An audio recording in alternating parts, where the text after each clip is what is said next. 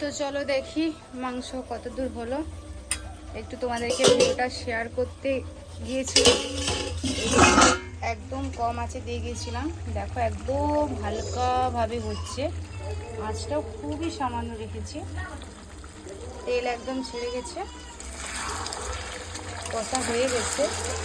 আর মাংস না এভাবে ধিমে আছে যদি সময় রেখে কষা যায় তাহলে খেতে তো খুব ভালো হবে। আর তোমরা তো শুনতে পাচ্ছ আমার সোনা কিন্তু কান্না করছে।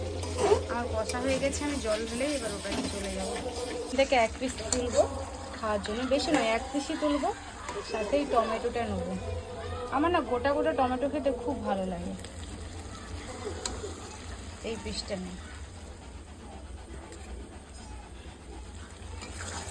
এবার দেখো এটা কষা হয়ে গেছে, এবার এখানে জল দেবো।